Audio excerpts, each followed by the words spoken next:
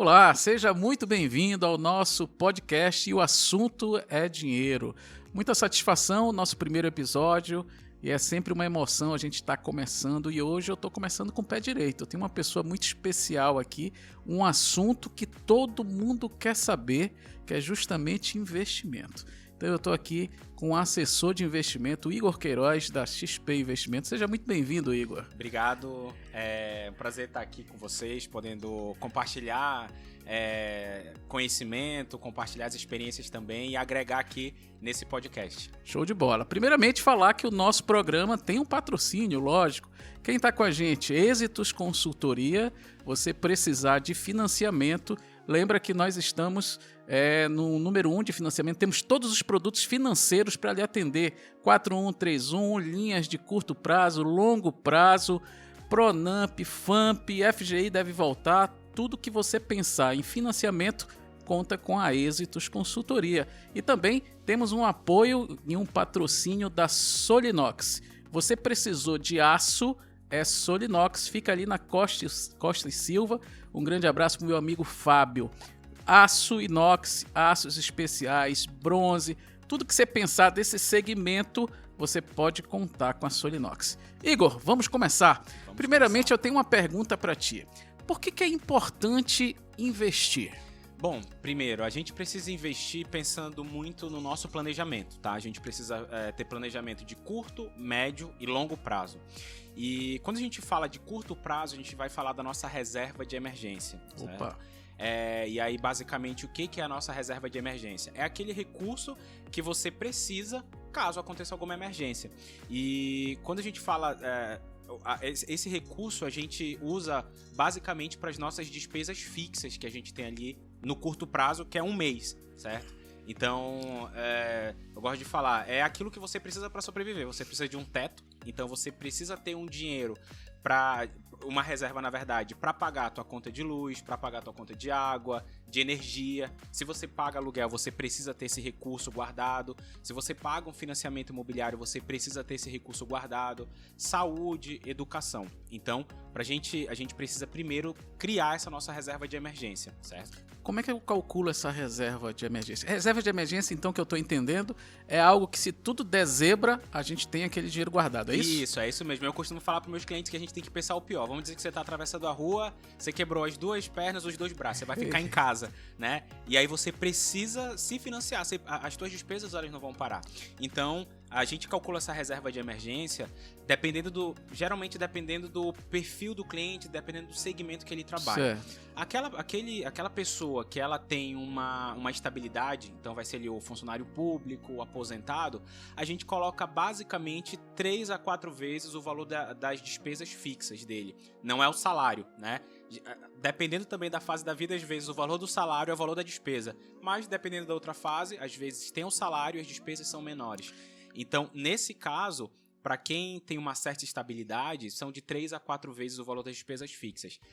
Para quem é CLT, né, que tem aquele contrato ali, já tem uma certa segurança, entre aspas, a gente trabalha 6 vezes o valor das despesas fixas. E para quem é autônomo, profissional liberal, a gente coloca aí 12 vezes. Porque por exemplo, a gente veio de uma pandemia, né? Sim. Que, o empresário sofreu pra caramba, né? Então ele ficou ali quase 12 meses sem rodar o negócio dele.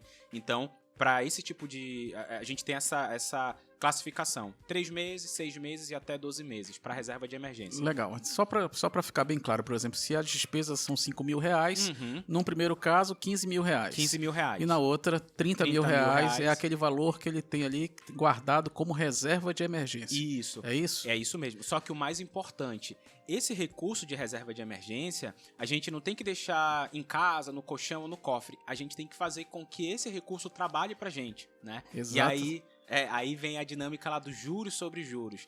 Então, vamos colocar nesse caso aqui, R$15.000. Se você não usar a sua reserva de emergência, a gente colocar um juros de 1% ao mês, a gente está falando aí basicamente quase de mais de R$1.500 só em um ano, se você não movimentar o dinheiro, né? Então, os teus R$15.000 vão se transformar em 16.500 e por aí vai. Então, essa reserva de emergência, uma das coisas que a gente também precisa colocar, ela precisa ter liquidez e segurança para o cliente. Liquidez, e aí o conceito de liquidez é você poder sacar a qualquer momento. Precisou, tá ali disponível para o Isso, saque. precisou estar disponível ali para o saque. Legal.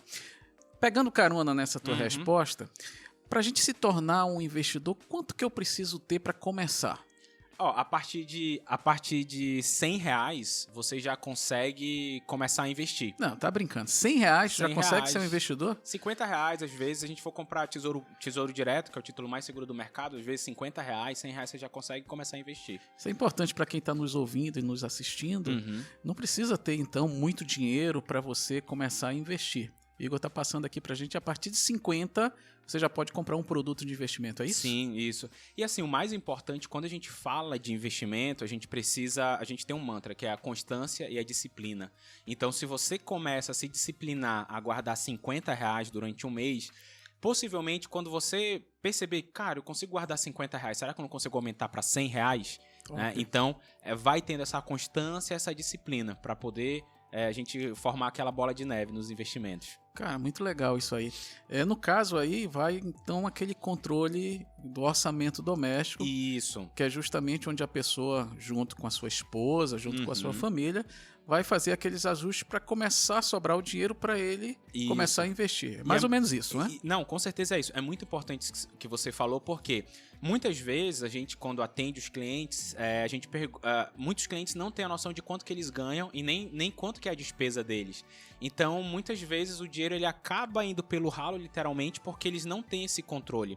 Então, quando a gente faz esse atendimento ao cliente, a primeira coisa que a gente fala é colocar uma planilha de gastos para ele entender quanto que ele ganha e o que ele gasta. O que é um gasto necessário e o que é um gasto supérfluo, né? O que é um desejo e o que é uma necessidade. Porque a gente entra naquele conceito lá da caixinha, né? 50% você tem que guardar ali para as suas despesas fixas, 30% você coloca ali para desejo e de 10% a 20% você coloca ali para poupança. Então a gente precisa fazer esse trabalho, que é um trabalho que deveria com certeza vir da base, né, das escolas, mas hoje a gente não tem essa educação financeira. Né? Não temos. É muito importante isso, porque eu acho que tudo inicia aí. Sim. Dentro de casa, você alinhar com a sua esposa. Por que eu estou falando isso? Que é importante você ter um alinhamento. Todos os dois têm que remar para o mesmo lado. Com certeza. Não adianta um estar puxando para o outro e o outro puxando para o outro, que você não vai conseguir chegar a lugar nenhum. E essa planilha é uma planilha muito simples. Muitas vezes você pode fazer num papel. Sim. Né? Porque como o Igor acabou de falar, 99% das pessoas até sabem quanto ganham, que isso é a conta mais fácil, mas não sabe onde gastou, né, Igor? Isso, é verdade. Chega no final do mês, só tem conta para pagar, às vezes não tem dinheiro, aí tem que pegar limite de cartão de crédito, essas coisas todas, e começa o endividamento. Aí nunca vai se tornar um investidor, né? E às vezes é muito importante isso que você disse, porque quando você... A gente entende também, como você disse, a pessoa sabe quanto ganha, mas a pessoa ela sempre vai cair naquela armadilha de não, eu vou fazer o cálculo aqui na minha cabeça. Sempre dá errado, toda vez dá errado. Então é importante realmente você pegar um pedaço de papel, uma caneta e escrever, ou então se você joga no Google, coisa mais simples que tem. Já tem planilha pronta, né? Planilha pronta, planilha de orçamento mensal. E aí você já consegue ter essa visão lá dessa planilha e se programar para poder começar a poupar. Uma das coisas que a gente vê muito no atendimento ao cliente, que hoje é um dos principais gastos, é a despesa de comer fora de casa. Opa! É bom, né? Você... Então, às vezes, assim, uma família de 3, 4 pessoas, tranquilamente, se você sai, basicamente, sábado e domingo pra comer fora, você gasta no final do mês brincando, assim, uns R$1.500 a R$2.000. Tranquilamente, só comendo fora. Com certeza, meu amigo. Posso te afirmar isso com certeza. Mas é bom, né? Você, de vez em quando, você comer uma comida num restaurante, Sim. Mas você tem que ter realmente o controle para isso não fugir daquele teto que você tem que estabelecer. Um exemplo também que eu gosto sempre de falar é que muitos educadores financeiros, assim, a gente já viu muitos desses exemplos, que eles falam, olha, se você toma um cafezinho todo dia, no final do mês você vai gastar, sei lá, R$200, isso daí ao ano, enfim.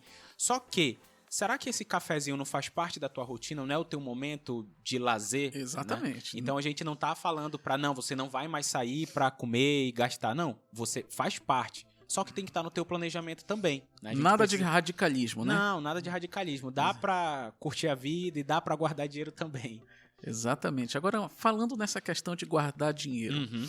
qual que é o rendimento? Eu tô querendo começar, Sim. tá?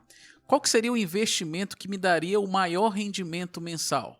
O maior rendimento que a gente consegue ter hoje é em renda variável, que é ações, fundos imobiliários, a parte ali de cripto também a gente consegue trazer um rendimento aí bem interessante. Como é que tá essa parte de criptomoedas? Tem muita moeda agora no mercado, né? Só que uma coisa que eu falo também, vale a pena? Vale. Pode dar certo? Pode dar certo. Pode dar errado? Pode dar muito errado. E aí entra naquele quesito da diversificação. Você nunca pode colocar os ovos da galinha no mesmo cesto. Uma única cesta, né? Um dos problemas pode ser um problema, tem um lado positivo e um lado negativo, não tem nenhum órgão regulador. Então a demanda e a oferta ali é o que vai regular ali o preço desse ativo da criptomoeda. Só que, se der um problema, você vai bater na porta de quem? Não tem onde bater. Não tem onde bater. Por isso que vale a pena ter na carteira? Vale a pena. Mas, entrando na parte da diversificação, de 1 a 2% do patrimônio total investido vale a pena ter ali. São os investimentos alternativos que a gente chama. Só para a gente deixar bem claro para quem está nos vendo, então, inicialmente você indica Tesouro Direto. Se a gente vai começar nessa parte aqui da carteira, a gente na parte de investimentos, eu acho que é até interessante a gente dar um passo atrás e falar um pouquinho quais são os produtos, tá? Quando a gente faz um investimento, você está emprestando dinheiro. Ou você vai emprestar dinheiro pro governo, que aí você vai comprar o Tesouro Direto, tá? Que é o título mais seguro do mercado. A gente vai ter o Tesouro Selic, que é o recomendado para reserva de emergência. Tesouro IPCA, que ele vai te dar um ganho acima da inflação. E o Tesouro Pré-fixado, tá? E aí o Tesouro Direto ele é o título mais seguro do mercado. A gente chama que é o risk-free, que é o ativo livre de risco. Tanto que os fundos de pensão, os fundos de previdência, eles compram esses ativos, né, por conta da segurança. Ele não tem a possibilidade de dar um calote, igual a Americanas fez agora recentemente, né? Então ele é o título mais seguro. Quando você empresta dinheiro pro banco, você vai comprar ativos de emissão bancária. Então você vai comprar um CDB, que é um certificado de depósito bancário, uma LCA, que é a letra de crédito do agronegócio, uma LCI, que é a letra de crédito imobiliário. Esses dois últimos, eles não cobram imposto de renda para pessoa física. Então a gente já consegue trazer um benefício fiscal. Ou então você pode emprestar dinheiro para as empresas. E aí você vai comprar uma debenture, que são títulos da dívida de uma empresa. Então, igual a gente ficou muito conhecido agora por conta do caso da Lojas Americanas. Né? Ou então você pode comprar um CRI ou um CRA. Um CRI é o certificado de recebível imobiliário e um CRA é um certificado de recebível do agronegócio. Esses três aqui, geralmente, eles também não têm imposto de renda. Então, essa daqui são os produtos de renda fixa. Tá? Ou então você pode emprestar dinheiro para empresas através de renda variável, que aí você vai comprar ações. Mercado de ações. Isso. Ou então também através dos fundos imobiliários, que também agora está bem famoso, e o fundo imobiliário nada mais é que você compra um pedaço pequeno do imóvel e, assim como o imóvel físico que você recebe, é o aluguel, tá? Então tem essas duas frentes aí que você pode trabalhar. São vários produtos, né? São vários produtos. Agora me diz uma coisa, você falou sobre o mais rentável, a gente sabe que o mais rentável também não é o mais seguro. Isso. Existe um meio termo aí, em termos de rentabilidade e segurança? Existe. Quando a gente vai, é por isso que a gente precisa entender qual é a necessidade do cliente, porque a gente tem um tripé de investimentos, tá? Quando a gente fala na carteira e esse tripé na carteira funciona da seguinte maneira: rentabilidade, liquidez e segurança. Você opta por dois e abre mão de um. Então, quando a gente opta por rentabilidade e liquidez, você vai abrir mão de segurança. Então, você fala para mim, Igor, eu quero algo que renda muito e que me dê uma alta liquidez. Ok, no mercado existe isso, mas você vai abrir mão de segurança. E hoje, no mercado, um ativo que possa te dar uma alta liquidez e uma alta rentabilidade são as ações, né? Que num dia a ação ela pode valorizar 5%, 6%, 7%, mas também ela pode cair, né? Pode cair 5%, 6%, 8%, 10%. Então, quando a gente fala de rentabilidade e liquidez, ações, você abre mão de segurança. Quando você opta por liquidez e segurança, você abre mão de rentabilidade. Ou seja, Igor, eu quero algo que seja altamente líquido, que me dê segurança. ok, você vai abrir mão de rentabilidade. E a gente vai ter a poupança, que a poupança é altamente líquida, né? Você pode sacar a qualquer momento, só que ela não te dá uma rentabilidade. Ou então até mesmo o Tesouro Selic, ou então CDB, atrelado à taxa de juros, que hoje está até interessante, porque está pagando 1% ao mês, né? Então esse daí seria esse tripé. Quando a gente fala de rentabilidade e segurança, você abre mão de liquidez. Ou seja, você quer algo que renda bem e seja seguro. Então você vai abrir mão de liquidez. Você está falando, Igor, eu quero algo que renda bem, eu consigo, mas eu preciso de um prazo de no mínimo 6 meses, 1 ano, 2 anos, 3 anos para eu poder te entregar esse rendimento. Essa parte é interessante. Vamos imaginar que aquele investidor que está começando foi nessa linha aí. Sim. Ele abriu mão da liquidez, que é aquele saque, uma emergência. Precisou. E quando acontece isso? A pessoa fez esse investimento para o primeiro saque daqui 6 meses ou 1 ano e precisou tirar antes. Ele vai perder toda a rentabilidade do período? Ele pode perder a rentabilidade do período e também pode até perder parte do capital dele. Por isso que a gente sempre vai trabalhar com diversificação na carteira de investimentos e também respeitando, novamente, reserva de emergência. Completou a reserva de emergência, a gente vai começar a trabalhar com períodos para 1 ano, 2 anos, 3 anos. Justamente porque, caso o cliente precise, ele vai tirar da reserva de emergência dele. Se ele não tiver reserva de emergência, ele vai tirar de um produto de investimento que está com prazo de 6 meses, 1 ano, 2 anos, e a gente brinca, né, que ele vai tomar um pênalti. Né? Ele vai sair com menos do que ele entrou. E aí ele pode ficar machucado, pode ficar chateado com a gente. Entendi. Então, pelo que a gente está conversando, é sempre bom, então, quem resolver se tornar um investidor, ter uma orientação de um profissional. Sim, com certeza. Que aí entra, no caso, o Igor Queiroz, Isso. como assessor de investimento. O que o assessor de investimento faz, só para quem está nos assistindo entender? O assessor de investimento, ele vai ter esse trabalho. Eu gosto de falar que nós somos como médicos. A gente vai fazer o diagnóstico do cliente, o cliente vai falar, na verdade, qual é a dor dele, né? E a gente vai fazer o diagnóstico e a gente vai colocar para ele o tratamento, certo? Então, quando a gente conversa com o cliente, eu pergunto, tá, qual é a tua necessidade? Você quer ganhar a taxa de juros? Você quer ganhar acima da inflação? Você quer ganhar uma taxa pré-fixada? Você quer investir pensando na sua aposentadoria? Então, primeiro a gente tem essa conversa, identifica qual é a necessidade do cliente, a gente também identifica qual é o capital dele que ele tem para começar a investir, qual é também a projeção que ele tem para fazer novos aportes, para a gente poder entender e, a partir disso, apresentar para ele uma estratégia de investimentos. Tá? Então, eu tenho clientes que começaram, Igor, não tenho nada, quero começar a investir. A gente traçou uma estratégia, o cliente começou a ter aquela parte lá de disciplina e constância e hoje ele já tem um patrimônio investido. Então esse é o nosso trabalho, de auxiliar o cliente nessa jornada aqui dos investimentos. Seria uma consultoria inicial? Sim, seria uma consultoria. E essa consultoria ela tem custo para o cliente? Ou já está embutido nas tuas taxas? Na verdade, dependendo do modelo, tá? Dependendo do modelo de atuação, hoje a gente tem agentes autônomos de investimentos que são, eles têm um escritório e trabalham, e aí tem algumas taxas, e tem um modelo que eu trabalho, que eu sou ligado diretamente à matriz, então no meu trabalho não tem nenhum tipo de taxa, certo? Entendi.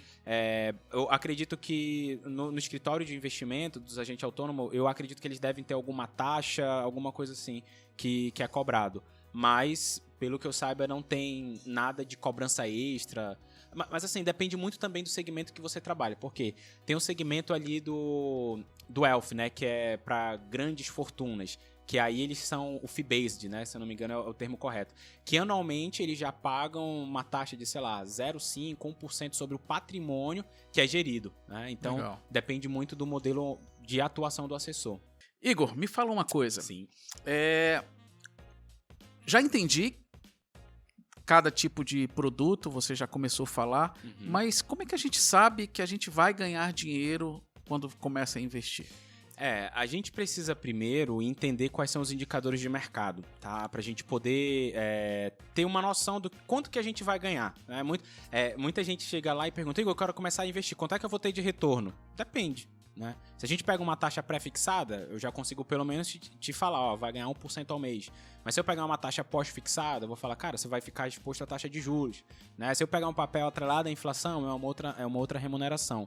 Então a gente precisa primeiro entender os indicadores de mercado para a gente poder falar sobre rentabilidade. E aí a gente vai entrar muito na área ali da taxa básica de juros da economia, que é a taxa Selic, né? Que é basicamente conhecida por todo mundo, você que é economista conhece muito também.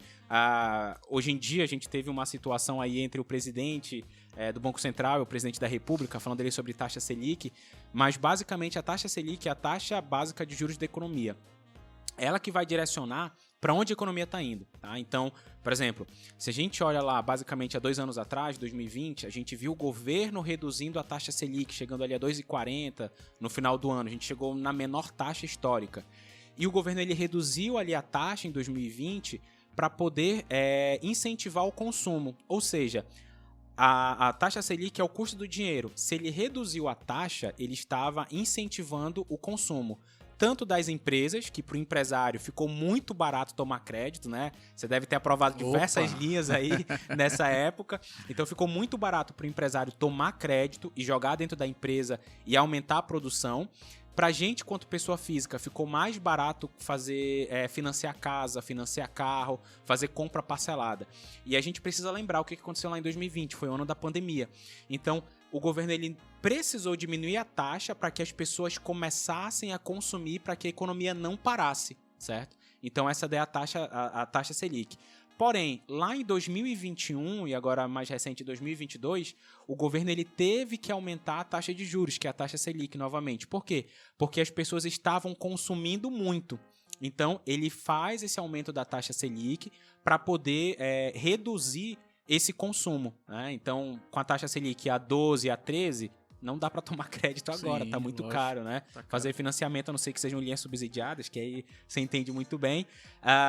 Então, a taxa básica de juros, ela vai direcionar a economia. Uma taxa mais alta, né, de 13, como a gente está vendo agora, é contracionista, e uma taxa mais reduzida é uma taxa expansionista.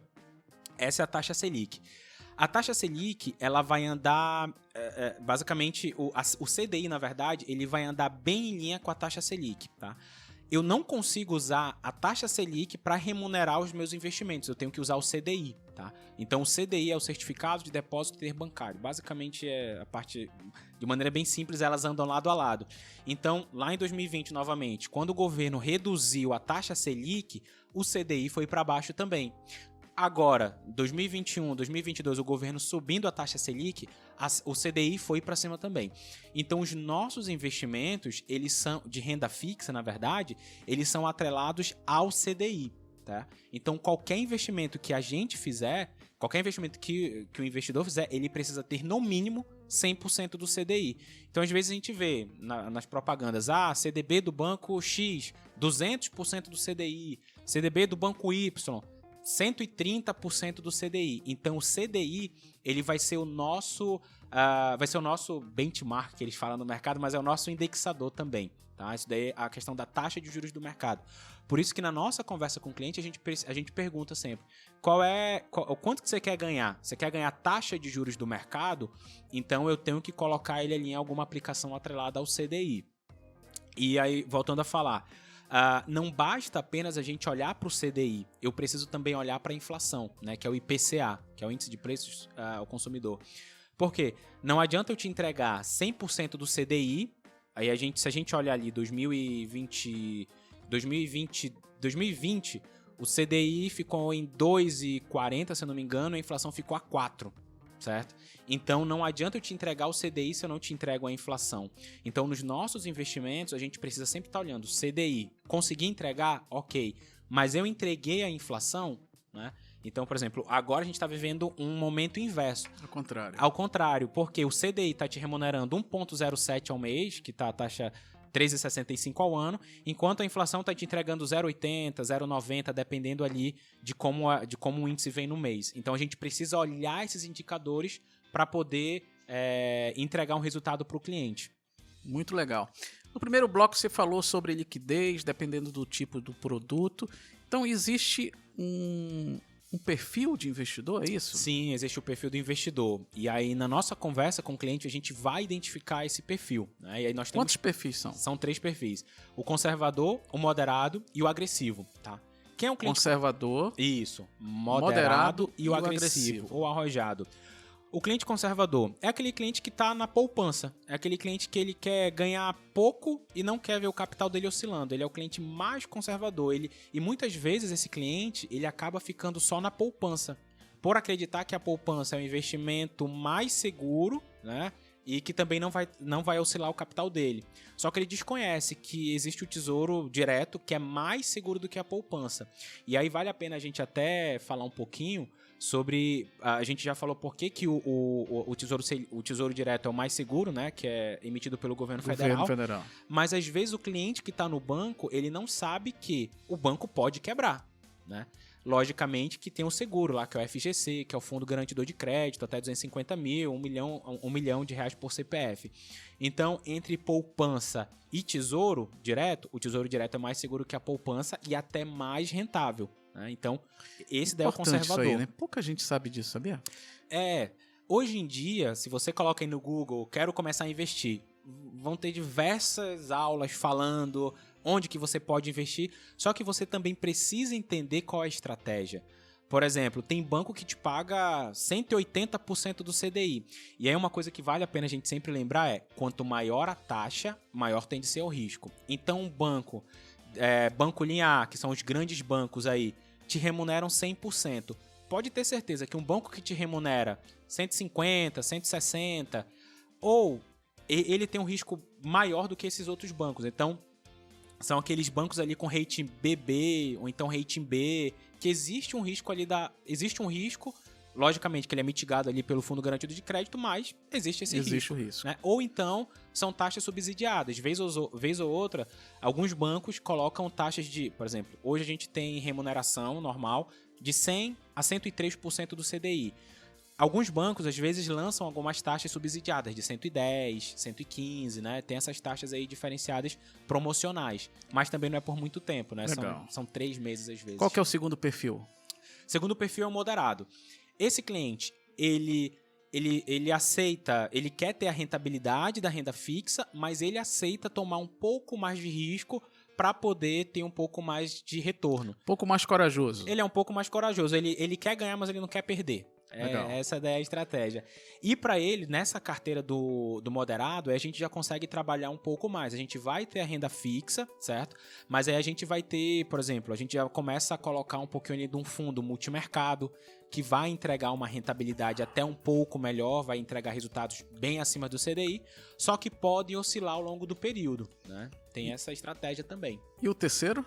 O terceiro é o arrojado. É esse cara que toma risco, fica alavancado, opera 100% em renda variável, faz opções. É o cara que gosta de tomar risco, mas entende que vai tomar risco, mas o retorno dele pode ser maior. Maior. Vale a pena o risco, no caso. Vale a pena o risco. Só que até esse risco, ele tem que ser estudado, tá? Um exemplo, a gente tem um grande investidor aqui no Brasil, que é o Luiz Barsi, que é um cara que é o maior investidor da Bolsa brasileira. Foi presidente do Corecon São Paulo ano passado. Ah, legal, não sabia. Eu sei que ele é do conselho de administração de várias empresas. Ele era presidente lá. Então, assim, ele tem uma metodologia que se mostrou muito, muito assertiva, né? Que é o sistema BEST que ele fala. Quando o cliente, e o cliente, às vezes, quando ele quer começar a investir em ações, a gente tem um caminho também, né? Que é o quê? Bancos, elétricas, saneamento e telecomunicações. Né? Dentro dessa classe de ações, são ações mais seguras que a gente fala. A gente pode citar, por exemplo, o caso de Bradesco. Bradesco deu uma queda aí muito alta, violenta, né? Por conta justamente da situação ali de Americanas. BTG também. Eu acho que ele era o play que tinha mais dinheiro lá dentro, eu acho que ele era um dos maiores que tinham. E assim, ele teve uma queda, mas eu vim do Bradesco, não vai quebrar o banco, né? Itaú não vai quebrar, forte. Banco do Brasil não vai quebrar. Existe sim esses períodos de oscilação que vai oscilar, e isso daí é diretamente ligado ao balanço do banco. tá? Mas ele não vai quebrar, né? Aí a gente vai para ações de energia. Ações de energia, do segmento de energia, são ações também com maior... São perenes. Por quê? Energia todo mundo precisa. Sim. E elas conseguem repassar no preço da conta de energia lá a questão de inflação também, né? Então essas empresas de energia também são boas. Mesma situação de saneamento e saúde. E né? varejo? O Barsi fala, né? Varejo, ele fala que ele não investe em varejo, porque varejo sempre quebra. E a gente viu o caso aí de Americanas. E assim, logicamente, esse bate-papo aqui que a gente tá tendo não é recomendação de compra ou venda de ações, tá? É importante, já ia te perguntar. A gente não tá recomendando, mas assim, o varejo ele tem esse histórico de quebrar. A gente sabe que existem lojas centenárias, mas a gente viu que aqui no Brasil, enfim, ainda mais por conta da insegurança jurídica, que até saiu agora uma situação lá da questão dos impostos que não foram pagos, podem ser recalculados, a gente sabe que varejo pode sofrer muito com isso. Varejo sofre muito com taxa de juros mais alta. Por quê? As pessoas param de consumir, a inadimplência aumenta e, consequentemente, reflete no valor da ação. Né? Então, varejo vale a pena? Se fizer... E é uma coisa que eu também falo para os clientes. Se você acredita na empresa, entende o negócio, cara, pode ir. Se você entende, vale a pena você investir. Você falou agora uma coisa importante. As empresas que estão na bolsa têm ali o balanço aberto, publicado, né? Sim. Para você se tornar um investidor e crescer nisso, é importante você aprender a ler um balanço. Ou ter um assessor de crédito, é isso? O assessor de investimento, a gente vai trabalhar... Assessor de investimento, isso. O assessor de investimento, a gente tem uma equipe por trás que faz a análise e manda as recomendações, tá? Recomendações. E aí a mesa de operações da instituição que eu trabalho, ela, logicamente, ela vai fazer essas recomendações de compra e venda, mas também não olhando só o balanço. Aí entra para uma parte um pouquinho mais teórica, que seria análise dos gráficos ali, né? Olhando ali Isso já é para o investidor mais avançado. Isso, para o investidor mais avançado que opera e aí a gente entra naquela outra parte lá, que é a pergunta que todo mundo vai falar, e aí, day trade, vale a pena? Day trade é uma coisa... Já ia te perguntar isso. O day trade... Quem ganha dinheiro no day trade, assim, ou são grandes investidores, tá? E eu tenho clientes na minha carteira que ganham dinheiro com day trade. Mas perfil arrojado, sempre, perfil né? arrojado. Mas assim, precisa ter muito dinheiro pra ganhar dinheiro. Quem porque tem dinheiro se perder, continua em pé. E assim, quando a gente fala de dinheiro, tenho 10 mil reais, quero começar no day trade. Cara, não começa. Não melhor fazer não outra faz coisa. isso, né? Não faz isso. Porque o cliente... Por que todo mundo falou que era fácil ganhar dinheiro no day trade? Vou entrar aqui. Porque todo mundo pegou um cenário de alta do mercado. Se a gente olha ali o gráfico da Bolsa Brasileira, depois do Covid, até meados de 2021, o mercado todo, a Bolsa Brasileira, todo mundo subiu. Né? Então, nesse mercado de ganhar no momento de alta, é muito fácil. Sim. Mas e no momento de queda? Existem operações que você consegue ganhar na queda, mas você precisa acertar. E nem sempre acerta. Então, o nível de acerto, se eu não me engano, era de 5%. 95% das pessoas que fazem day trade perdem dinheiro. Também já ouvi falar isso.